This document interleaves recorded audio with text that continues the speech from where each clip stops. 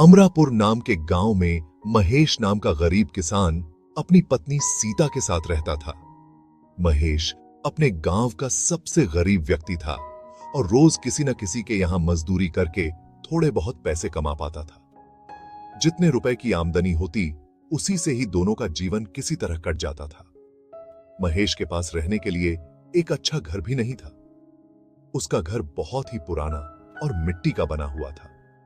महेश के पास इतने पैसे भी नहीं थे कि वह घर की मरम्मत करवा सके, इसलिए कभी कभी महेश खुद ही घर की मरम्मत किया करता था।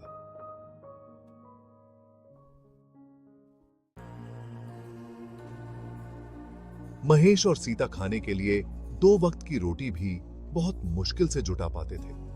गरीबी होने के कारण सारे गांव वाले उनके पहनावे देखकर कोई भी इज्जत नहीं करते थे।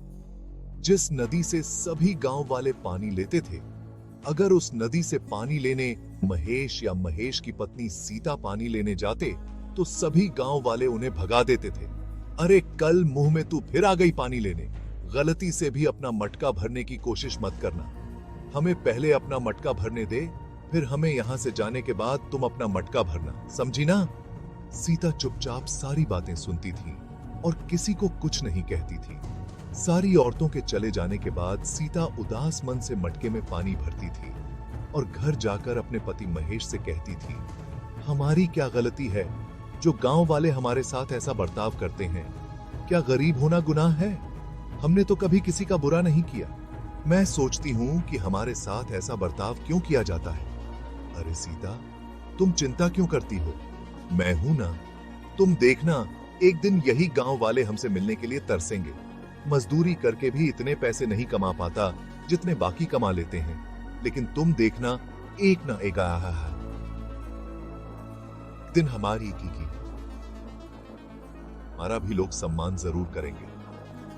महेश मेहनती होने के साथ साथ दिल का भी बहुत अच्छा इंसान था।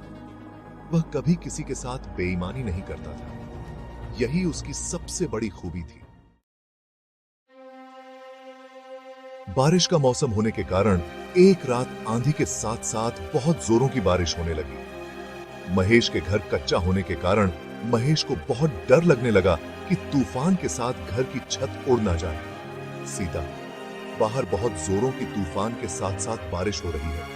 मुझे लगता है हमारे घर की छत ज्यादा देर तक नहीं टिक पाएगी। मैं सोच रहा हूं कि कुछ जरूरी सामान को ले जाकर आपके भाई के घर रखाऊं। मैं बोल रही थी, हमारे पास जो भी जरूरी सामान है ना, उसे हम एक बोरे में भरकर आपके भैया रामलाल के यहां दे आते हैं। हाँ हाँ, तुम सही बोल रही हो। चलो जल्दी जल्दी हमारे जरूरत के सामान को एक बोरे में भर देते हैं, फिर भैया के यहां चलेंगे। महेश और सीता कुछ जरूरी सामान को एक बोरे में भरकर अपने भाई के घर जाने लगते हैं। महेश के भाई का घर पक्का मकान था।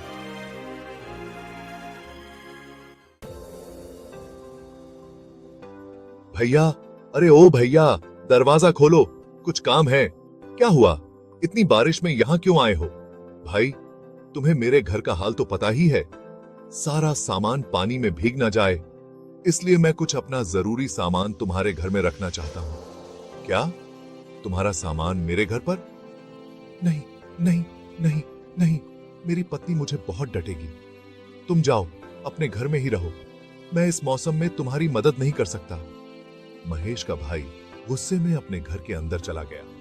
महेश और सीता दोनों दुखी होकर अपने घर लौट जाते हैं। दोनों पूरी रात अपनी सामान की रखवाली के लिए रात भर नहीं सोते हैं। सुबह हुई, अब तक बारिश बंद हो चुकी थी। अब ऐसी बरसात के मौसम में महेश को एक भी काम नहीं मिल पा रहा था।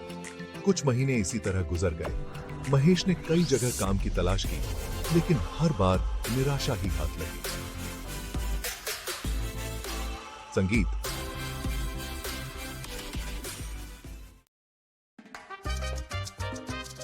एक बार महेश के गांव में कुछ अमीर व्यक्तियों ने एक सप्ताह गांव में मेला लगवाया। सभी अमीर व्यापारियों ने अपने अपने गाड़ियों में मेला देखने आए। गांव में पहली बार इतना बड़ा मेला लगा था और महेश और सीता ने सोचा कि शायद इस मौके पर कुछ अतिरिक्त पैसे कमा सके। सीता, इस बार मेला देखने चलें। हो सकता है यहाँ से हमें कुछ पैसे मिल जाए। सही कह रहे हो महेश, चलो देखते हैं कि मेला देखने से कुछ फायदा होता है या नहीं। वे दोनों मेला देखने जाते हैं, लेकिन वहां भी कोई खास काम नहीं मिलता। महेश बस सब चीजें देखने में ही व्यस्त रहते हैं और सीता थोड़े बहुत सामान बेचती है।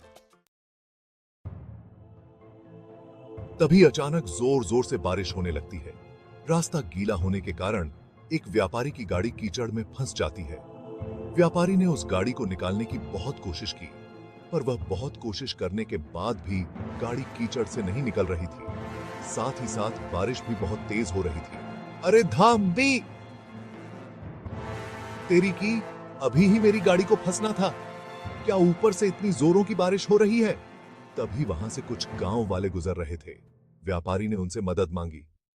अरे भाइयों, भाइयों सुनो, मेरी गाड़ी कीचड़ में फंस गई है, क्या आप मेरी गाड़ी को निकालने में मदद करोगे? प्लीज। नहीं वे नहीं वे नहीं नहीं वे नहीं, बारिश बहुत तेज हो रही है, इतनी बारिश में हम क्या मदद करेंगे? भाई नहीं ये नहीं वे नहीं, हमसे तो नहीं होगा, तुम किसी और को देख लो, हम लोग चलते हैं। ऐसा कहकर वे दोनों वहां से चले जाते हैं। लगातार बारिश हो रही थी। व्यापारी सभी को आवाज लगाकर बुला रहा था। भाइयों, मेरी मदद करो, मेरी गाड़ी कीचड़ में फंस गई है, इसे निकालने में मेरी मदद करो। भाइयों मेरी मदद करो। लेकिन सभी गांव वाले उसकी मदद करने से इनकार कर रहे थे। तभी महेश सभी जगह से काम की तलाश कर निराश होकर उसी रास्ते से घर लौट रहा था। उसने देखा कि एक व्यापारी की गाड़ी कीचड़ में फंसी हुई है और व्यापारी मदद के लिए लोगों को आवाज लगा रहा है। उसे देखकर महेश गाड़ी के पास आया। साहब, क्या मैं आपकी गाड़ी निकालने में कुछ मदद कर सकता हूं? क्या?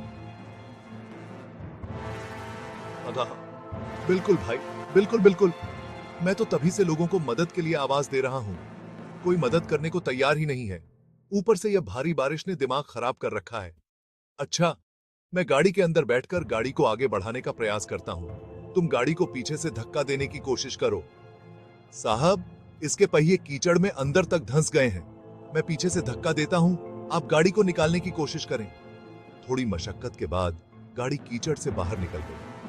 गाड़ी थोड़ी आगे तक गई। महेश गाड़ी को देख रहा था, तभी अचानक से गाड़ी रुक जाती है और गाड़ी से व्यापारी उतरकर महेश के पास आता है। हेलो भाई, तुम कौन हो?